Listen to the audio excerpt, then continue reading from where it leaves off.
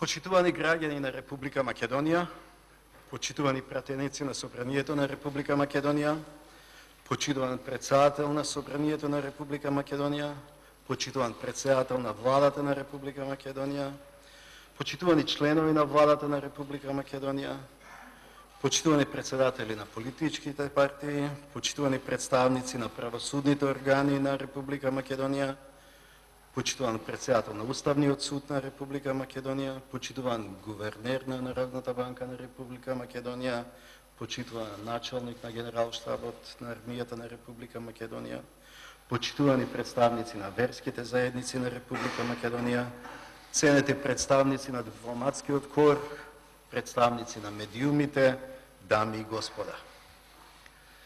Уставот на Република Македонија ме обврзува како председател на Република Македонија барем еднаш во годината да се обратам во Собранието за прашање од моја надлежност. Во оваа прилика преку ова собрание се обраќам и до македонските граѓани за најважните прашања со кои се соочува нашата република.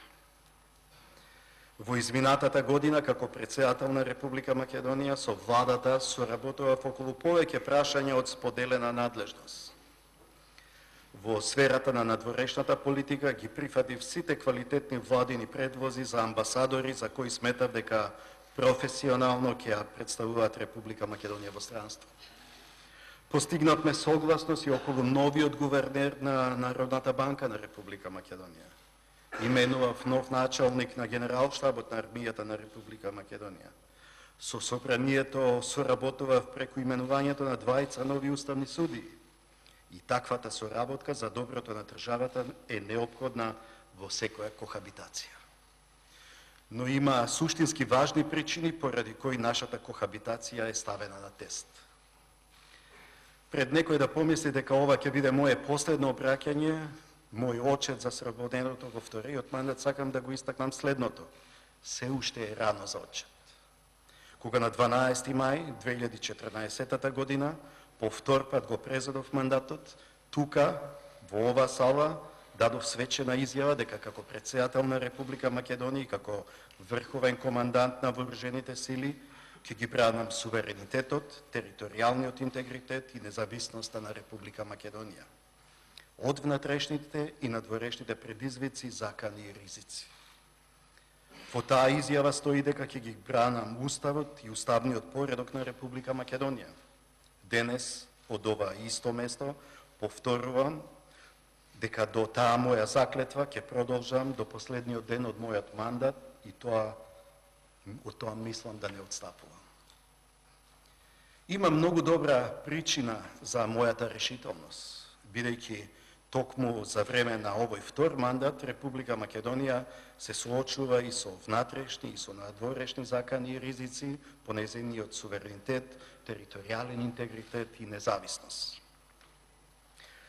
Се вели дека вистината ги разобликува лагите, ги открива неисполнетите ветувања, ја разоткрива нечистата совест. А има многу нечиста совест во однос на Република Македонија. Почитувани присутни, неодамна во Париз учествував на 100 годишнината од крајот на Првата светска војна. Сите учесници беа поканети да донираат по една книга во Библиотеката на мирот. Во таа француска Библиотека на мирот јас ја донирав книгата Македонскиот јазол од првиот германски амбасадор во Република Македонија Ханс Лотар Штепан. Зошто токму ова книга? Бидејќи нерешеното македонско прашање беше причина за балканските војни и влијаеше на сојузите во Првата и Втората светска војна. За да биде одржив, мирот мора да биде праведен. А праведноста на еден поредок, вклучително и меѓународниот поредок, се гледа од начинот на кој ги третираат најмалите народи и држави. Македонскиот јазол почна полека да се разврзува со формирањето на Автономска Македонија и со прогласувањето на независна Република Македонија. Она што е многу важно е дека македонскиот јазол не може да се пресече, туку мора многу внимателно да се разврзува, бидејќи сечејќи го јазолот, се сече и дели македонскиот народ. Како и сите мои претходници, така и јас, како председател на Република Македонија, работев на разврзување на тој јазов. Бев свесен дека постојат прашања за кои не се преговара, стекнати права за кои не се разговара, црвени линии преку кои не се преминува. Но во изминатите 2 години на власт дојде некој кој си мислеше дека е доволно да го пресече јазовот и со тоа да го реши македонското прашање, и тоа по секоја цена. И токму во тоа е проблемот. Кога сте подготвени едно прашање да решавате по секоја цена, тогаш цената е највисока. Цената за вакво решавање на македонското прашање е правно и историско поништување на македонскиот народ, бидејќи без македонски народ, македонскиот идентитет и македонскиот јазик нема ниту македонско прашање. Со други зборови, прашањето за идентитетот ќе се реши со неговото поништување. Со тоа, Република Македонија и македонскиот народ се турнати во правна, политичка, историска бецна. Пандорината кутија е отворена и сега речиси секој си зема право да го негира она што е наше стекнато право, а тоа на повеќе нивоа и во повеќе наврати. Ќе почнам од крајот, а тоа е Преспанската спогодба. Од почетокот на независноста, Грција ни го попречи правото на самоопределување, ни го одзеде правото на просперитет, а сега 27 години подоцна ни го доведува во прашање и правото на постоење. Трагедијата е што тоа го прави благодарение на спогодбата од Преспа. Донесена со изговор дека треба да стави крај на спорот за името со Грција и да го отвори патот за членството во Европската унија и НАТО, ова спогодба всушност и става крај на Република Македонија каква што ја знаеме. Спогодбата повредува одредба од внатрешното право од фундаментално значење. Текстот на таа Преспанска спогодба е изготвен без национален консензус, без моје знаење и без моја согласност како претседател на Република Македонија.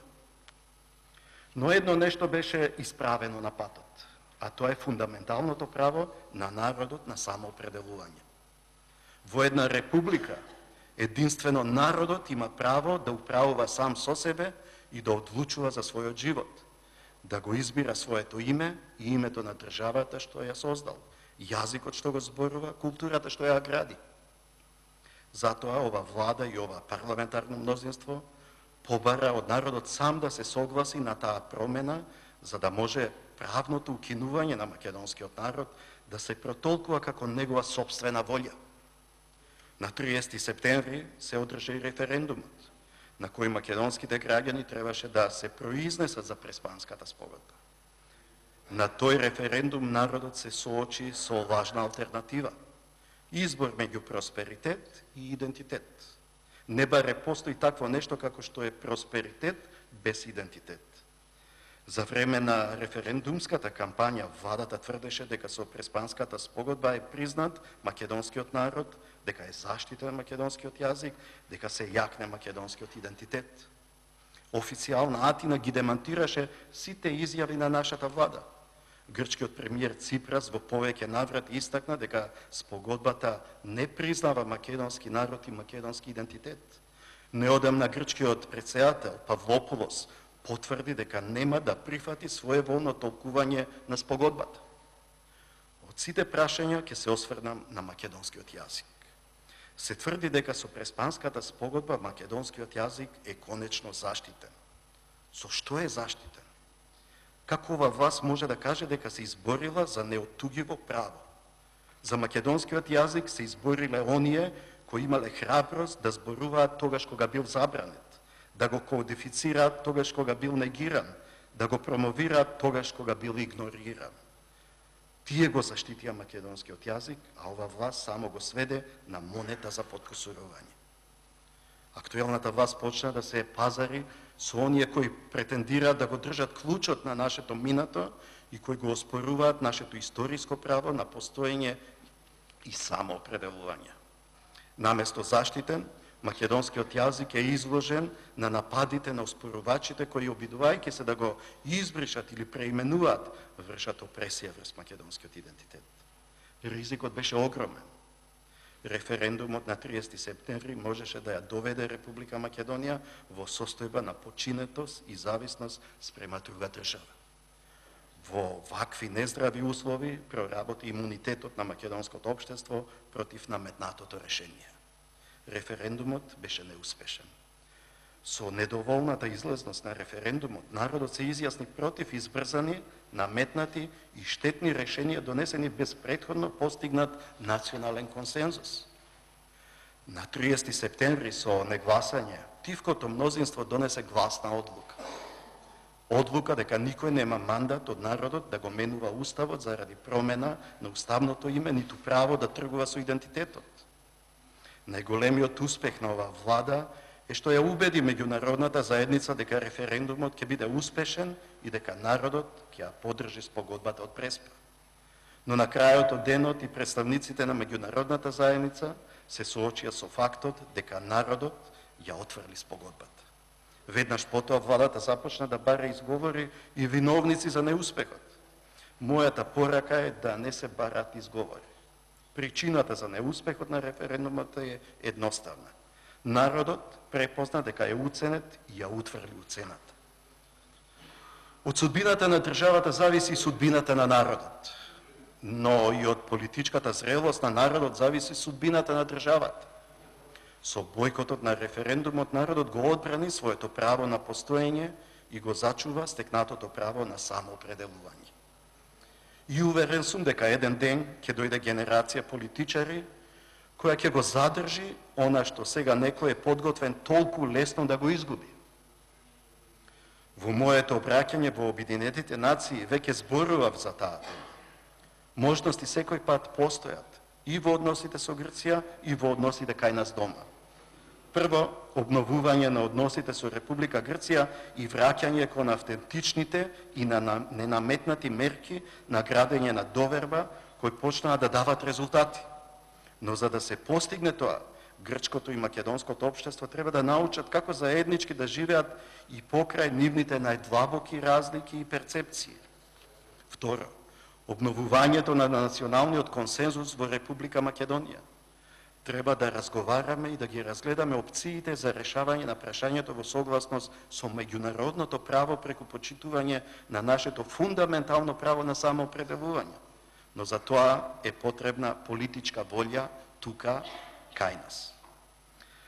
Почитувани присутни, во секоја функционална демократија, пропаднатиот референдум ќе значеше и крај на процесот.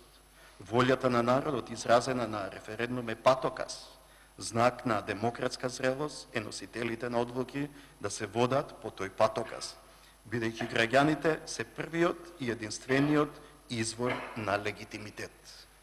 Но за жал тоа не беше случај кај нас.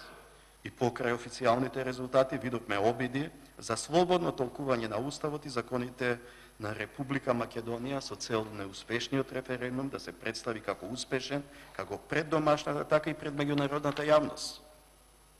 Мнозинството во ова собрание не само што не ја почитува, туку оди спротивно на волјата на народот. Република Македонија е нашиот заеднички дом.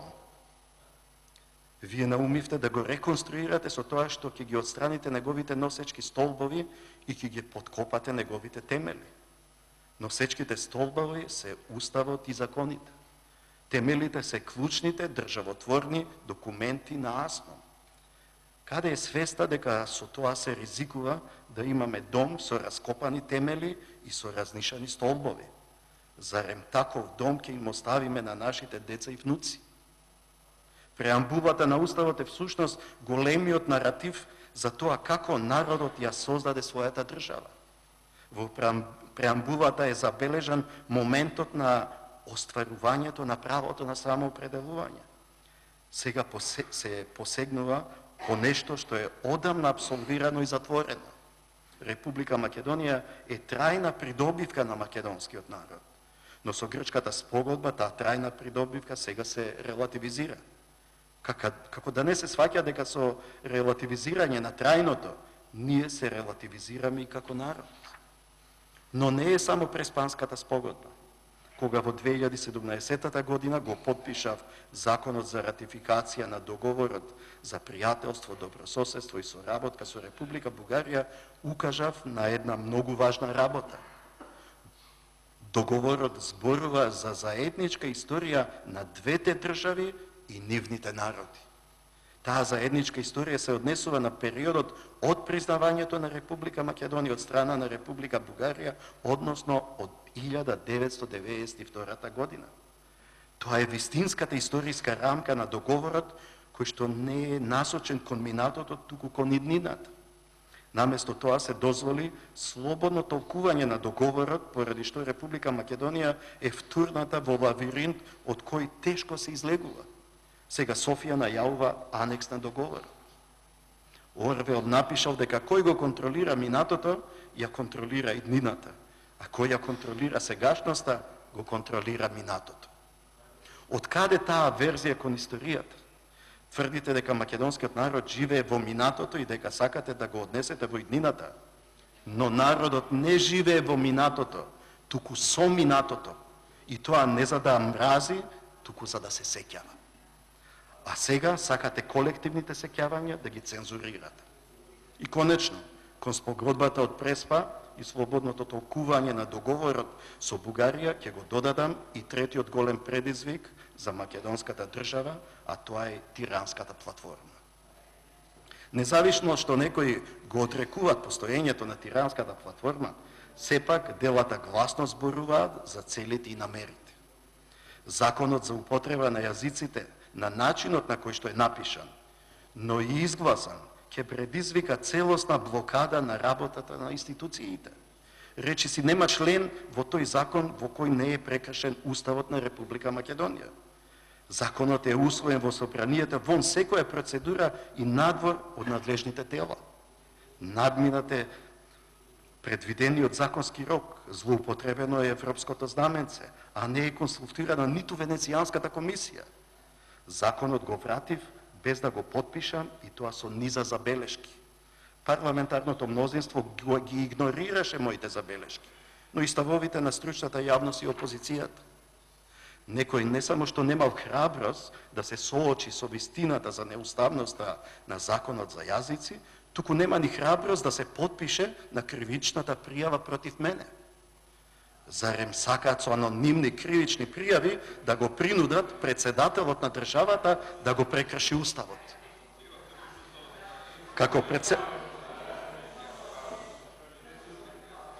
Почитувани пратеници, наискрено ви благодарам што пред целата македонска јавност, пред целиот дипломатски кор, си ја покажавте вашата политичка култура. Дозволете ми да го завршам обраќањето. Како председател, но пред се како човек, го почитувам албанскиот народ, како што ги почитувам и турскиот, српскиот, влашкиот, ромскиот, бошначкиот народ. Не треба да се заборави дека Република Македонија е заеднички дом на сите граѓани. Секоја заедница може да го користи својот јазик во сите сфери и на сите нивоа во согласно со Уставот. Но ваквото единство на различноста е возможно благодарение на македонскиот јазик, што има незаменливата улога на официјален јазик на државата, основен комуникацијски код и кохезивен фактор што ги поврзува сите сегменти на македонското мултиетничко, мултирелигијско и мултијазично општество. Македонскиот јазик е лингва франка, благодарение на кој меѓу себе се разбираат припадниците на различните заедници. Тоа е дел од нашиот општествен договор. Нашата сила е во нашата различност, а нашата различност е гарантирана со нашето единство. Израз на тоа единство е македонскиот јазик. Доколку противуставниот закон за употреба на јазиците стапи на сила, тогаш македонскиот веќе нема да биде лингва франка, што ќе го обединува македонското општество. Ценети присутни, како последица на ваквите загрижувачки процеси, македонскиот народ станува табу тема во Република Македонија. Пред неколку години имавме забранета книга. Годинава постоеше обид за забрана на филм што третира македонска тема. Многу содржини од учебниците по историја ќе бидат забранети. А сега се најавува дека ќе биде забрането изразувањето на етничката припадност на пописот на населението. Долго време инсистирам на попис, но која е целта на пописот без изразување на етничката припадност? Со Охридскиот рамковен договор во нашиот устав се вгради концептот на индивидуално користење на колективните права кои се стекнуваат врз основа на процентуална застапеност на етничките заедници. Јавно прашувам, дали со ваков попис се обезвреднува Охридскиот рамковен договор? Зар ова не е подкопување на нашата мултиетничка демократија? Зарем се заборава дека без етничка графа нема Охридски рамковен договор? За жал, ова автоцензура не запира кај институциите, туку се прелева во секојдневниот живот на граѓаните. Слушам за родители кои веќе се плашат и се прашуваат дали да им пеат македонски песни на своите деца, за да не им бидат джигосани како шовинисти. Слушам за автори кои се прашуваат, ве молам да ме сослушат. Слушам за автори кои се прашуваат дали вреди да се објавуваат книги за Македонија. Има компании кои не знаат што ќе биде со нивните неспорни и напорно градени македонски брендови. Наместо доблес и чест, љубовта кон татковината станува грев.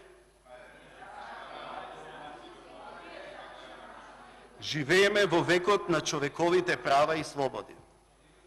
Сите идентитетски битки во светот се водат за формално правно признавање на идентитетите. Сте се запрашале зошто речиси сите малцинства, независно дали се етнички, верски, јазични, родови, толку упорно инсистираат на правно признавање? Поради правното дејство. Точно е дека никој не може да ми го одземе личното право да се самоидентификувам како македонец. Но без правото на самоопределување, самоидентификацијата нема правно дејство. Во време кога немале собствена држава, многумина од нашите предци себе се идентификувале како македонци, но формално правно ним и наметнувале туѓи идентитети. А сега вие го лишувате македонскиот народ од формалното колективно право на идентитет и се задоволувате со неформалното индивидуално право на самоидентификација. Но не можете да ја сакате Македонија, а да не ги сакате македонците. Не можете да ја сакате Македонија, а да не го сакате македонскиот народ. Зашто ние да бидеме единствената држава без државотворен народ на Балканот. И како што со спогодбата од Преспа се негира македонскиот народ, а со слободното толкување на договорот со Бугарија се деконструира македонската историја, така со тиранската платформа и противуставниот закон за употреба на јазиците се прави обид за демонтирање на македонската држава.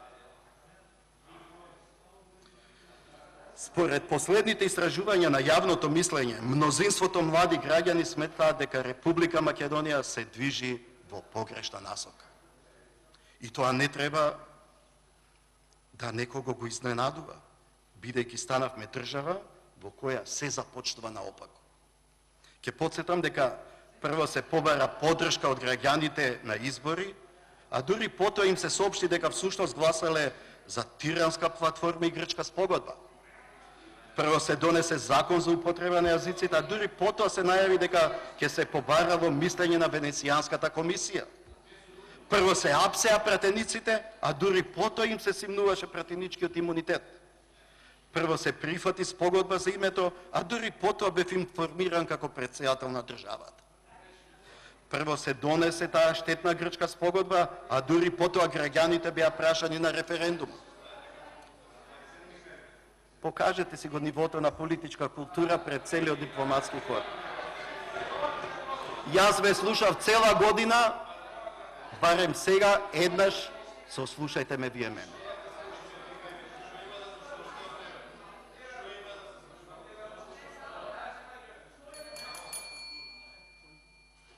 Ај, смирете се.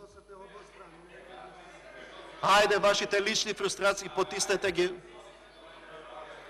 власта прво се согласи на промена на уставот, а дури потоа изнудува двотретинско мнозинство и тоа преку уцена на пратениците.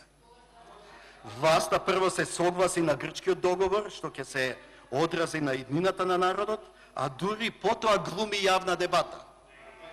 Законите се напишани да се почитуваат. Институциите се поставени да соработуваат, но и да вршат контрола едни на други, за да не се прават грешки. Само преку владењето на правото и законските механизми државата може да ја остварува својата суштина, а тоа е да се грижи за општото добро на граѓаните. Нема ден, а некој да не ме праша зошто ги прифатив, а уште повеќе зошто не ги активирав гаранциите на Заев за да му го дадам мандатот. Мојот одговор е дека со неговиот подпис на тие писмени гаранции јас стави вето на Законот за употреба на јазиците и Законот за ратификација на спогодбата од Преспа. Со тоа гаранциите се активирани. А активирани се бидејќи сме соочени со абсурд. Уништувањето на државата се оправдува со обезбедување на иднината за државата. Од така наречената заробена држава чувство дека стануваме уценета држава.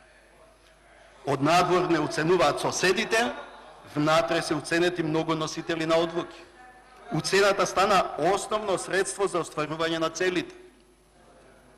Почитувани сограѓани, доаѓаат месеци и години кога политичарите, независно кој од нив се на власт, а кој во опозиција, ќе се занимаваат со сериозни и стратешки важни одлуки за државата, нацијата и идентитетот.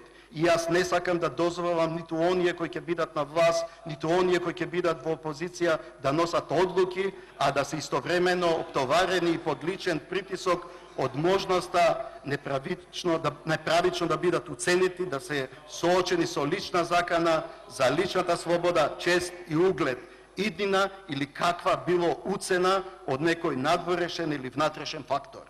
Може би и токму заради таквата цел некој ја предизвика ова ситуација, за да може да влие врз нив или дури може би и да ги контролира нивните одлуки, се разбира пред се во свој интерес. Ова не е опис на актуелната состојба. Ова го кажав на 12 април 2016 година, кога донесов одлуки за помилување. На македонската јавност и оставам да процени дали сум бил во право. На 27 април политичкото насилство доведе и до физичко насилство. Насилството најостро го осудувам, но кога веќе зборувам за уцената на пратениците и широкоградата понудена амнестија, сакам да поставам едно прашање. Која е разликата меѓу моите помилувања и вашата амнестија? Во целите. Мојата цел беше помирување преку помилување, а вашата цел е обезбедување поддршка за уставните измени преку уценување.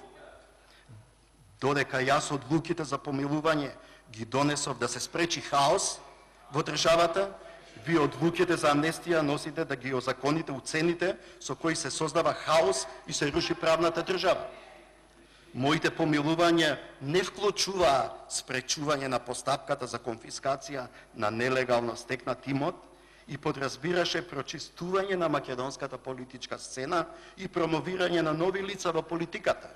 Вашата амнестија е само уште еден преседан за уцена. Овој закон го потпишав не заради големото мнозинство со кое го изгласавте, ниту заради повеќето луѓе кои веројатно ќе бидат офатени со амнестијата. Ако вие законот за амнестијата го донесовте заради пратениците со цел да ви помогне над уставните измени, јас го потпишав за да ги разоткријам вашите вистински цели и намери, дека ова амнестија не е за помирување, туку за уценување. Со вакво помирување не може да се помири македонскиот народ. Но законот го потпишав и поради патриотите чија ненасилна љубов кон татковината очигледно била злоупотребена за други цели. Овој закон за амнестија нека биде сведоштво за двојни стандарди, бидејќи двојните стандарди се насилство против правдата. А без правда нема вистинско помирување. Без правда нема мир.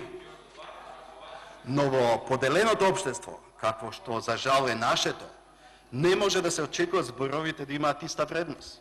Се додека простувањето и помирувањето се само средство за постигнување на некои други цели, вие само го девалвирате и простувањето и помирувањето.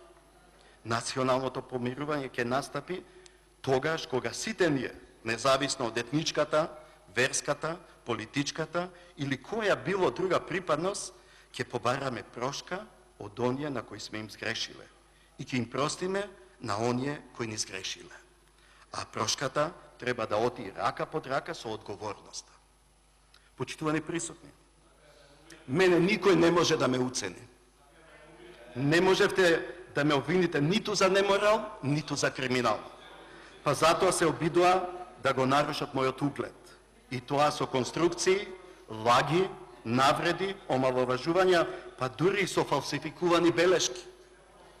Трпев и закани. Има јавни личности кои јавно повикуваат на линч и убиство на председателот и неговото семејство. Не навредува и омаловажува. Ете, такви се некои од моите критичари, кои не можат ништо да кажат, ништо добро за себе, па кажуваат се најлошо за другите. Но и покрив ова, истражувањето на јавното мислење во изминатите 10 години недвосмислено покажува дека председателот на Република Македонија е политичка институција со највисока доверба меѓу граѓаните. Но и уште нешто. Ако можевме да им веруваме на последните анкети за тоа каков треба да биде идниот председател на Републиката, најмногу граѓани се изјасниле дека председателот треба пред се да биде чесен. Тоа е мојот личен удел во враќањето на довербата на институцијата председател на државата. Кој да дојде после мене, мора пред се да биде чесен кон себе и кон државата. Во изминатиот период бевме сведоци и на лажни искази за измислени настани и за непостоечка комуникација со цел да се докаже моја наводна вмешаност во настаните од 27 април. Ве молам да ме сослушате, ве слушам цела година. Ве молам, слушајте, председател на држава ви се обраќа.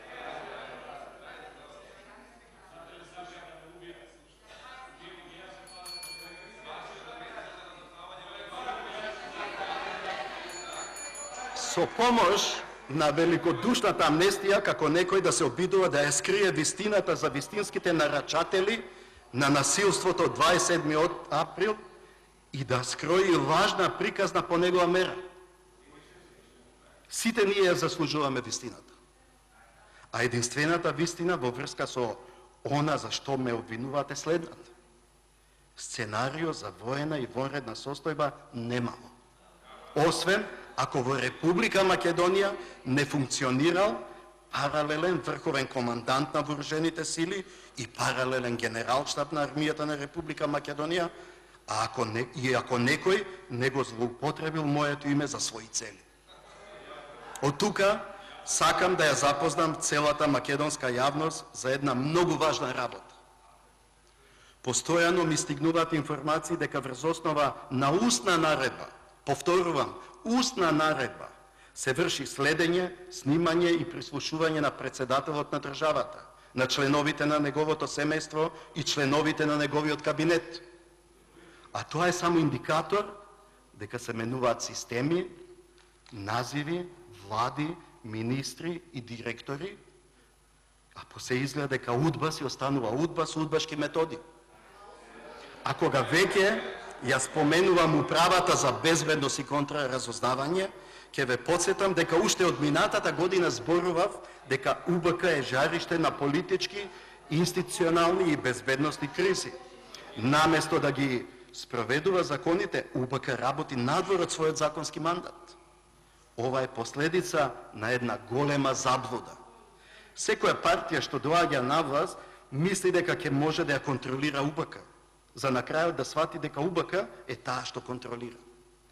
Како и неколку пати претходно во минатото, така и сега УБК се користи како алатка за конструирање на лажни случаи со цел реваншизам, гонење и уцена. Тоа е машинерија за делегитимизирање на институциите на државата. Како што, впрочем, неодамна почувствувавте, УБК е еден од главните инструменти за вршење уцена.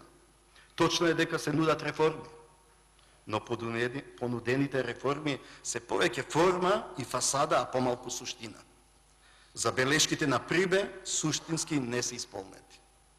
Со предложените реформски закони се прават обиди концентрацијата на моќ од МВР да се пресели во владата, нелегалното да се легализира, незаконитото да се озакони, а вечите предизвикувачи на кризи да се понудат како спасители од кризи, се разбира, откако сами себе ќе се реформираат според само ним познати критериуми. Со несуштинските реформи се остава голем простор за злоупотреба и нарушување на основните човекови права и слободи. Ве подсетувам дека следни жртви на ваквите злоупотреби можете да бидете токму и вие. Се заборава дека освен моќта треба да се пренеси и одговорноста. Затоа прашувам, кого чува чуварите и кој ќе не чува од чуварите? Останува дилемата како да ја заштитиме демократијата во републиката од важни вести, конструкции и фабрикувани случаи кои се институционализирани преку УБК. Неодамна сите се уверивме дека постојат фабрикувани, класифицирани белешки што се користат за носење судски одлуки. Се плашам и да помислам колку такви фабрикувани документи од УБК биле основа за конструирани дела. Почитувани сограѓани, во изминатите 10 години како претседател на државата и изминатите 27 години како граѓанин и универзитетски професор, не сум гледал друга перспектива за Република Македонија освен членството во Европската унија и НАТО. Верувам во европската идеја како мировен проект што го отвара просторот и ги трансформира државите и општествата. Членството во Европската унија и НАТО го сплотува целото наше општество, бидејќи за македонските граѓани НАТО значи безбедност, а Европската унија значи просперитет. И македонските граѓани два пати ме избраа да работам на остварување на таа цел. Го правам сето она што е во моја надлежност. Како врховен командант на вооружените сили, посветувам големо внимание на армијата на Република Македонија, преку која ние практично сме во НАТО. Армијата успешно и посветено се соочи со сите предизвици и целосно ја оправда мојата доверба и довербата на македонските граѓани. За мене е чест да бидам врховен командант на армија со нескршлив дух. Но тој дух мора да се одржува.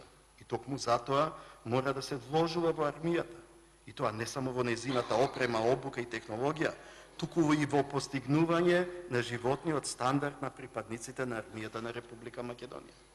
Грижејќи се за војниците, подофицирите, официрите и цивилите. Ние се грижиме за армијата, а грижејќи се за армијата се грижиме за нас, за Република Македонија, за нејзината безбедност и нејзината евроатлантска интеграција.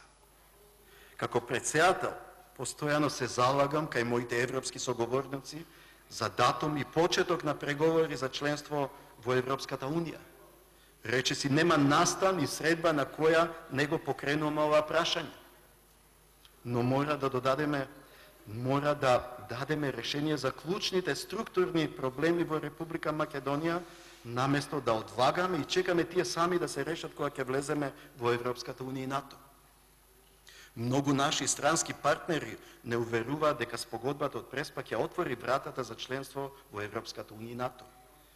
Но чудно е што некои од нив премолчуваат дека дури да се отвори вратата на интеграциите, останува спуштена железната решетка на реформите. Преспа нема да ја крене таа решетка. На јулскиот самит Европската унија јасно укажа на потребата од реформи, а реформите се долг и напорен процес. И тука зборувам не само за реформите во безбедноста, туку и во правосудството, образованието, здравството. Знам дека новата влада ги наследи овие проблеми, но наместо решение на проблемите, гледаме повторување на грешките. Се прашувам дали се случи промена што сите ја очекувавме, и интелектуалците, професионалците на владиниот сектор, народот. Прво, правосудството. Кој од оние кои промовираат владење на правото го почитуваат владењето на правото? Станавме држава на слободно толкување на уставот и законите. Правото е сведено на политички инструмент на владеачката структура која на степен на закон го подигнува сето она што ќе го посака. Правдата се уште е слугинка на моќта. Зарем не сте свесни дека ако еден граѓанин ја загуби вербата во правдата, тоа значи дека е загубил најсилната врска со државата. Односно веќе престанува да ја чувствува Република Македонија како своја држава. Сте се запрашали зошто и економски добро ситуирани граѓани си заминуваат од државата? Поради неизвестноста за еднината на нивните деца. Тешко на онаа поколение, чии што суди заслужуваат да им се суди. Не сакам да станеме држава во која ова би се остварило. Второ, здравството. Секој треба да знае дека нашите деца, нашите најмили се заболнуваат, умираат поради лошите услови и недостаток на кадри. Нашите болници наместо со пациенти се празнат од медицински персонал. Докторите, сестрите се заминуваат во странство. Тоа се наследени проблеми од избрзани реформи. Затоа кога се спроведуваат реформите, наместо теснопартиските интереси треба да се земат предвид само интересите на пациентите. Трето, образованието. Крајно време е да престанат експериментите со учениците и студентите. Тие се потенцијал за промена на нашето општество и тоа го видовме сите. Неопходни се еднакви можности за сите, еднаков пристап до знаењето за сите, без разлика каде живеат и на кој јазик учат. Како што одбраната на државата, што за одбраната на државата е потребна армија, така за одбрана на општеството се потребни училиштата. Во минатото видовме избрзани реформи. Затоа сега реформите треба да бидат резултат на сеофатни јавни дебати во кои ќе бидат вклучени и наставниците, и студентите, и родителите. А секоја вистинска реформа започнува со вистинското прашање. Која е целта на образованието за оваа генерација во овој милениум? Никогаш нема да ги заборавам зборовите на еден светски интелектуалец кој во една прилика рече дека би го тужел оној образовен систем што наместо иноватори со идеи создава само баратели на работа. Тука природно се надоврзува и прашањето за економијата. Со новата влада меѓу луѓето се роди надеж дека после турбулентен период со длабоки кризи конечно дојде период на стабилност. Но наместо крупни економски проекти и намалување на невработеноста, имаме поголемо задолжување. Се повторуваат истите грешки кои беа критикувани од претходниот период. Корупција, непотизам, вработување во државни институции за гласови и поддршка, именување на неодговорни лица на одговорни позиции.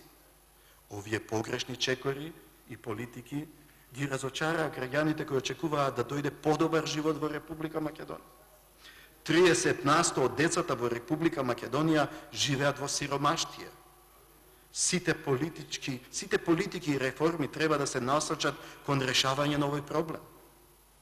Но не гледам дека фокусот е на вистинско место ако пратеничките привилегии по завршувањето на мандатот се поприоритетни од потрошувачката коштица на граѓаните. Поради сите овие кризи Република Македонија е тргната од картите на енергетските коридори. Кој воопшто би сакал клучен коридор да минува низ политичко трусно подрачје? Наместо транзитна држава, што ќе наплаќа за транзитот на енергенците, ние за жал ќе бидеме само краен корисник, што ќе го плаќа транзитот на енергенците.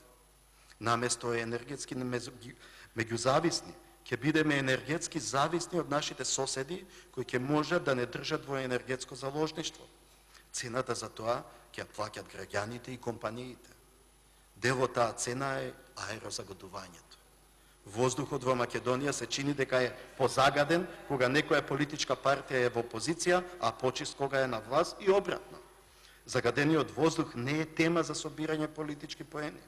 Според последните истражувања, загадувањето е една од главните проблеми што најмногу ги загрижува граѓаните.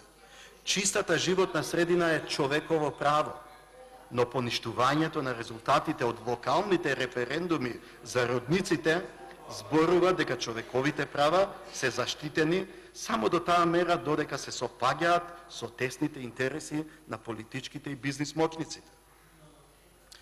Почитувани присутни, на крајот од моето обраќање не е пријатно за добри решенија, наместо за добри решенија повторно да морам да се навраќам на истите проблеми.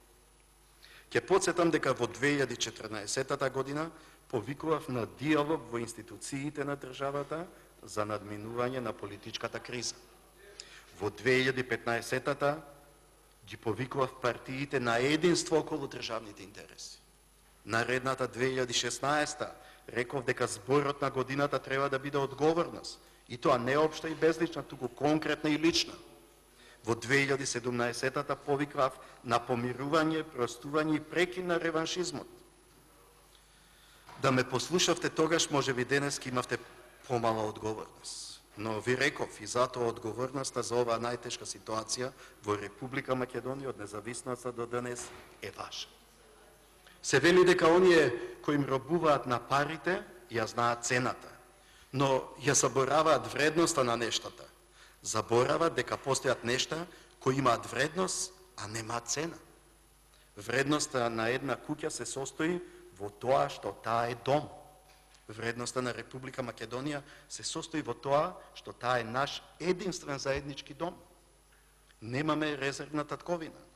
Затоа Република Македонија за нас е безценета, но за жал се однесуваме како да е безвредна. Се подпираме на меѓународната заедница и се надеваме дека таа ќе ги извојува битките за нас. Но забораваме дека битките во кои други се борат за нас не трансформираат. Нас не трансформираат и не прават подобри само оние битки што ние самите ги биеме. Ако сакате од една група поединци да создадете функционална заедница, дајте им цел што само заедно може да ја постигнат. Таа цел е Република Македонија. Само заедно можеме да ја чуваме, само заедно можеме да ја градиме.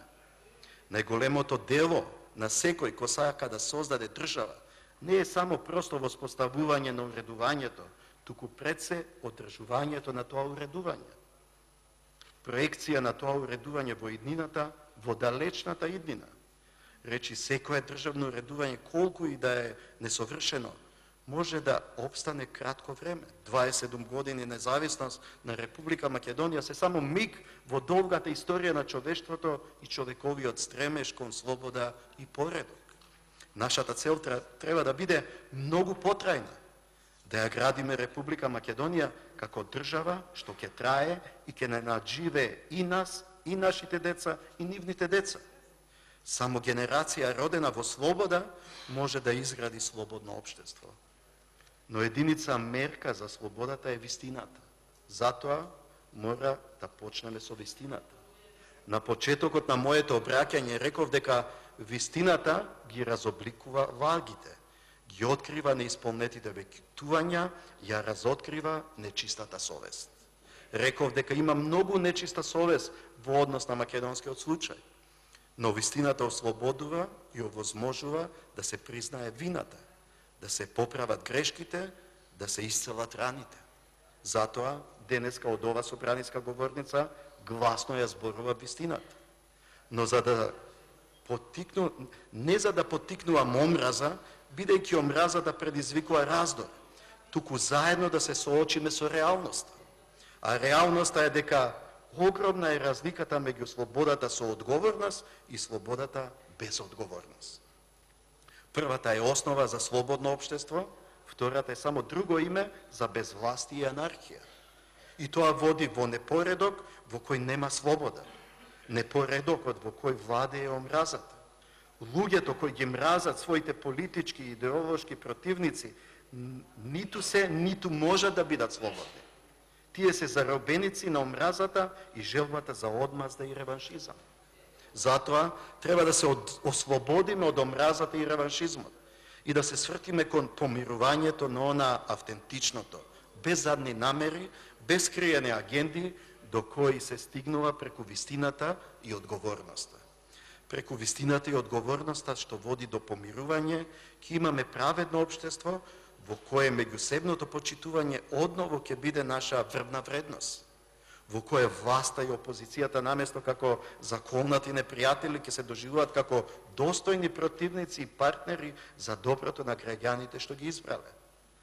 Држава во која ќе имаме култура на почитување на уставот и законите, општество во кое младите ќе имаат реална надеж за исполнет живот и перспектива, држава во која луѓето ќе имаат правна сигурност и слобода да го планираат својот живот, држава во која децата ќе живеат во чиста и здрава животна средина, држава во која стопанствениците ќе имаат отворени пазари и фер конкуренција, во која студентите ќе се надпреваруваат со идеи, а иноваторите со изуми, држава во која пензионерите кои ќе имаат пристојни пензии за достоинствена старост, држава во која платите на докторите, наставниците, воспитувачите ќе се одвестуваат со огромната одговорност што ја имаат, а тоа е да се грижат за здравјето на телото и на духот на секој еден од нас. Ќе ве потсетам дека ова беа целите и на основоположниците на суверена и независна Република Македонија. Еден од нив, председателот Киро Глигоров, истакна дека прашањето за името и идентитетот е постаро од секој устав, од секоја влада, од секоја партија. Постаро е дури од државата. Ниту еден поединец од ниту една генерација нема право да тргува со тоа име и со тој идентитет. И денес, од ова говорница, се уште се надевам дека ова парламентарно мнозинство ќе смогне сила и ќе го послуша гласот на народот и ќе ја отфрли Преспанската спогодба и амандманите за промена на уставот. Народот не само што го обра, туку и го одбрани името на својата држава, а тоа е Република Македонија. А јас како нејзин претседател останувам да ја бранам волјата на народот. И од тоа не мислам да отстапам. Ви благодарам.